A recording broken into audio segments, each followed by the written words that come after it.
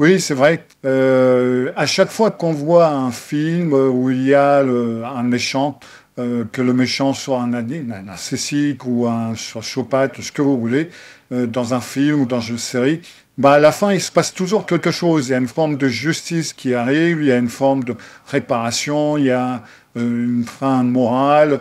La victime obtient sa revanche d'une manière ou d'une autre. Le manipulateur, il finit CNI, il meurt, il va en prison, il perd sa nouvelle compagne, ou son nouveau compagnon, c'est une femme, perd son argent, sa carrière, sa réputation, tout le monde peut voir qui il est publiquement humilié, tout le monde le voit. Bref, euh, c'est une constante et Hollywood adore ça, mais vous et moi, on sait parfaitement que ce n'est pas comme ça que ça se passe. Et c'est le sujet de cet épisode du Psy chez vous. Cyril Malka. Le psy chez vous. Cyril Malka, le psy chez vous. Du fait, je suis grand amateur de films depuis un assez jeune âge. Et ben, c'est quelque chose que j'ai remarqué dans les films et séries américains, surtout américains. S'il y a une méchante personne, donc là, on va prendre un exemple d'une personne narcissique, destructrice, il y a une forme de justice. À la fin, cette justice, le but, c'est qu'elle nous apaise. C'est que c'est pour donner le sentiment aux spectateurs que ils peuvent sortir du film ou sortir de la salle de cinéma avec un sentiment de soulagement, comme si le monde redevenait un peu juste.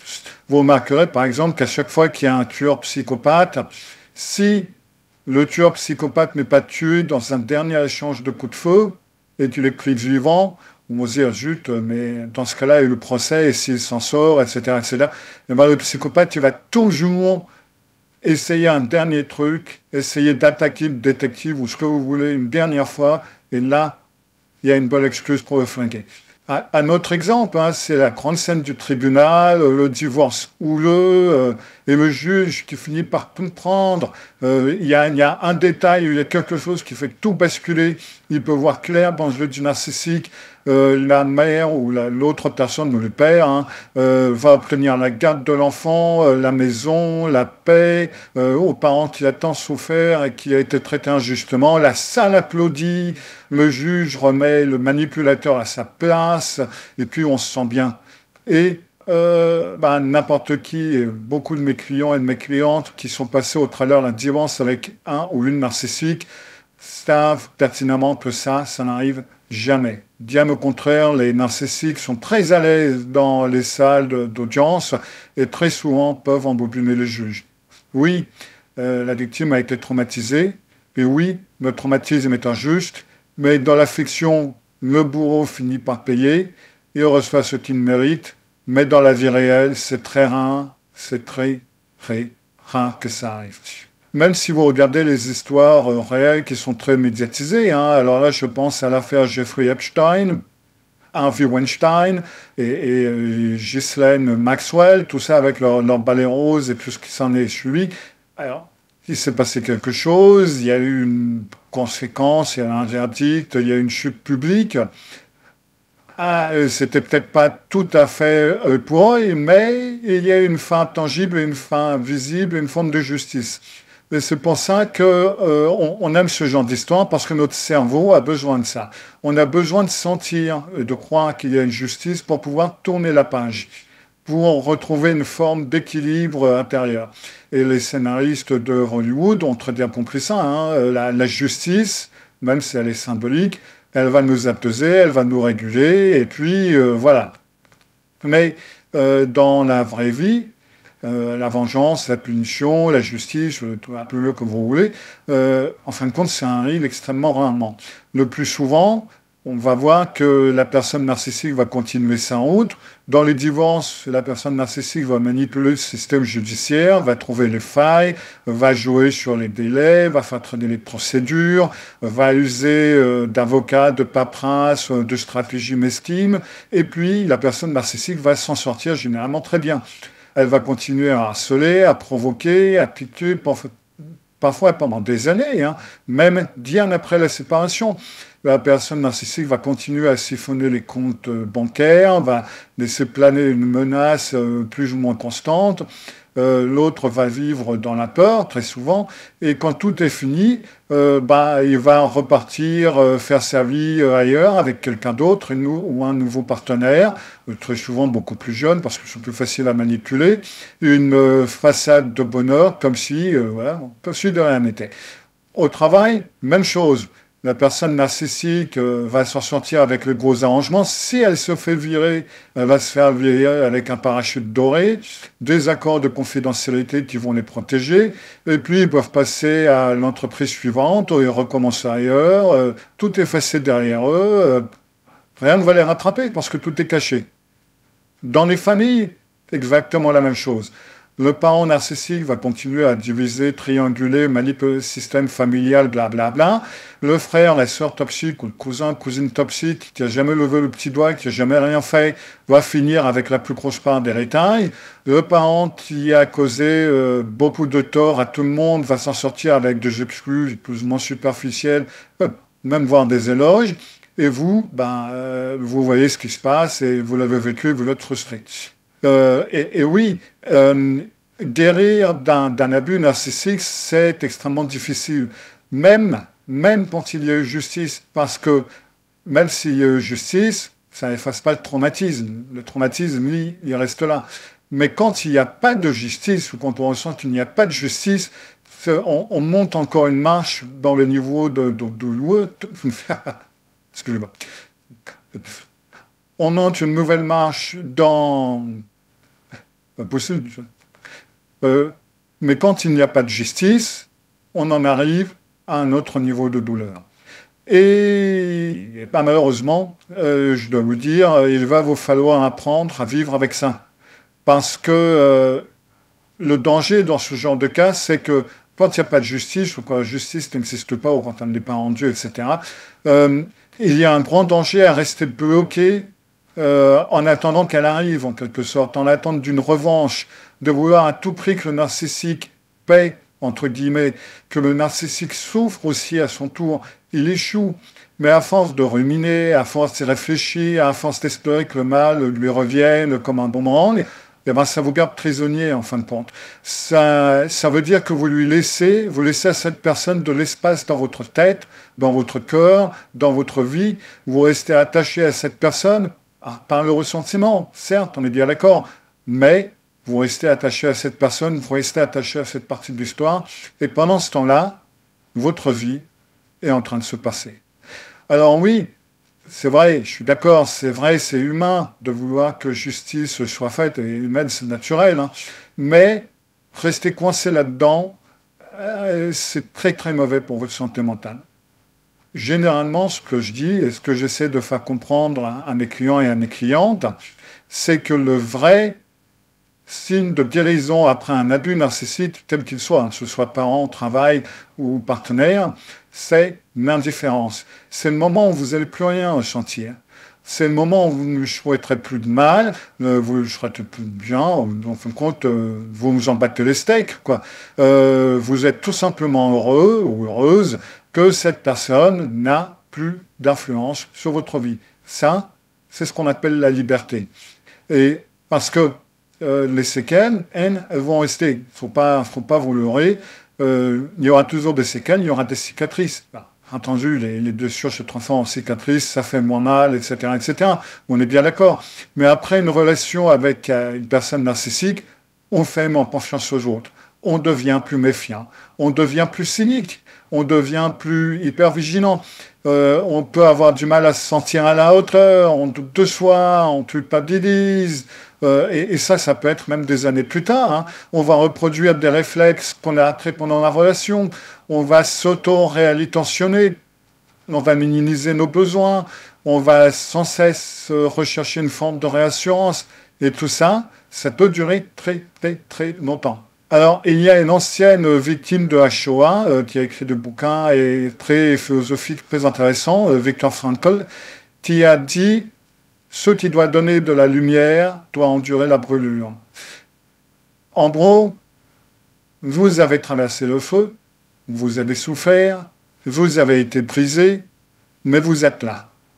Et, entre nous soit dit, personnellement, je trouve que les survivants sont toujours les gens les plus intéressants.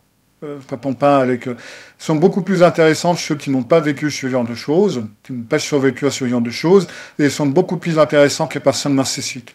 En plus de ça, très souvent, les survivants ont un sacré sens de l'humour, parfois un peu cynique, mais extrêmement amusant. On peut très bien rigoler avec eux. Et des fois, ça peut devenir très très très noir. Alors après, si on n'aime pas l'humour noir, c'est vrai que c'est pas toujours facile. Mais si vous comparez, au fond, le narcissique, la personne narcissique, reste prisonnière d'elle-même. Elle ne peut pas s'en échapper, elle ne peut pas évoluer, elle ne peut pas changer. Elle est obligée à continuer à vivre avec ce vide intérieur, cette peur constante de ne pas être assez aimé, assez admiré, assez impressionnable. Les gens ne sont pas assez impressionnés par eux. Ils ont une angoisse paranoïaque du regard des autres. Et ça, c'est constant. Ça ne s'arrête jamais. Même derrière les sourires, même derrière les belles photos sur Facebook et les Instagram. C'est en fin de compte une vie sans joie réelle. C'est une vie sans paix et c'est une vie sans repos. Et peut-être qu'en fin de compte, quand on y réfléchit, c'était peut-être une très belle punition. Et vous n'avez plus besoin d'y participer à cette punition. Parce qu'en fin de compte, la personne narcissique est constamment dans cette recherche de nouvelles choses, de nouvelles impulsions, de quelque chose de plus beau, de quelque chose de plus grand, de quelque chose de plus jeune, etc., etc. Et plus ils vieillissent, et plus ça devient de plus en plus panité, parce que ça devient de plus en plus difficile. En fin de compte, ce n'est peut-être pas eux qui gagnent. Alors, beaucoup de gens parlent de karma. Oui, karma, quand il leur arrive quelque chose de désagréable, voilà, les bons sont récompensés, les mauvais sont punis d'une façon ou d'une autre, il y a karma. Alors, c'est pas comme ça que ça marche du tout. Karma, c'est une version New Age populaire du concept, parce que le karma, qui est un concept hindou, en fin de compte, c'est quelque chose que vous allez recevoir, mais c'est pas dans cette vie. C'est peut-être même pas la vie suivante. C'est quelque chose, ça fait partie de la chaîne de développement, la chaîne de renaissance, etc. Bref, c'est pas ça. Ça marche pas comme ça. Quand ça arrive comme ça, c'est un petit coup du sort. En Davos, c'est ce qu'on appelle une némésis. Pas tout à fait la même chose que le karma, mais une némésis. C'est la déesse du hasard, en quelque sorte, qui frappe en retour. Ça, par contre, c'est pas la même chose. Donc, remplacer karma par némésis. Donc, parfois, il va y avoir un petit coup du sort, et quand ça arrive, vous pouvez sourire, intérieurement, vous dire, tiens, tu l'as bien mérité, celle-là. Mais c'est pas le karma, c'est juste la vie, c'est le hasard, c'est le némésis. Parce que la vérité, et ce qui se passe, c'est que beaucoup de personnes narcissiques vont continuer à nuire. Et puis, en plus de ça, pour couronner le tout, généralement, ils donnent vraiment l'impression de vivre plus longtemps. Alors, il y en a qui disent que c'est parce que le barbu, là-haut, il n'est pas trop pressé de les voir, donc il nous le laisse suffisamment longtemps. Personnellement, mais j'ai plutôt une tendance à penser que d'un côté, les personnes narcissiques peuvent très bien se débarrasser du stress, etc., constamment en balançant sur leur entourage, qui eux, par contre, risquent cancer, stress, et ce que vous voulez. Et puis, ce sont tous les autres qui sont obligés de marcher sur des œufs, de faire attention à ce qu'on fait, à ce qu'on dit, etc. Eux, ils ont peu de stress, c'est pas, même s'ils donnent l'impression que ça va pas, ils s'en libèrent très bien. Donc, point de vue psychologique, c'est relativement sain, leur façon d'agir, c'est jamais leur faute, c'est toujours la faute de quelqu'un d'autre. Ils font jamais rien de mal, ils ont jamais rien de besoin à faire. Il suffit de distribuer les claques à droite et à gauche et c'est bon. Donc, cette forme d'injustice, en quelque sorte, dans ce genre d'histoire, ça s'arrête jamais, ça va continuer. Par contre, pour les autres, pour l'environnement, pour les survivants, on peut parfaitement guérir malgré l'injustice. Alors, je ne veux pas dire que c'était facile, mais c'est parfaitement possible. Il vous faut changer de regard. Il ne faut plus voir les choses comme il n'a jamais payé ou elle n'a jamais payé, mais plutôt comme j'ai enfin gagné ma liberté. Ça y est, j'ai ma liberté. Votre liberté, c'est ça. C'est la liberté de ne plus être abaissé, la liberté de ne plus être dénigré, la liberté de ne plus être dévalorisé, de ne plus subir de ne plus subir leur contrôle, leur froideur, leur besoin de domination constante. C'est la liberté de faire taire ces petites voix qui vous ont laissé dans votre tête, ces voix qui vous disent « t'es pas assez, t'es nul, tu vaux rien ». C'est la liberté de ne plus prendre leurs blessures comme les vôtres. Alors oui, peut-être qu'eux, ils semblent, qu'elles semblent heureux, mais même s'ils ont envie, même s'ils affichent leur nouveau bonheur, entre guillemets, sur les réseaux sociaux avec qui veulent les voir, s'ils paradent comme des pans avec leurs nouveaux jouets, souvenez-vous, ce sont des personnes narcissiques et il n'y a pas de fin heureuse pour eux. Parce que pour eux, pour elles, pour ces personnes-là, rien n'est jamais assez. Ils ne seront jamais satisfaits. Et ça, croyez-moi, c'est la plus grande justice qui soit. Quand on vous attaque, ou quand ils vous attaquent, ou quand ils vous dénigrent, ils utilisent certains mots, et face aux mots qui blessent, on peut parfaitement avoir une bonne méthode de se faire une bonne protection. C'est ce dont j'ai parlé dans ce webinaire. Cyril Malka. Cyril Malka, le psy chez vous. Cyril Malka. Cyril Malka, le psy chez vous.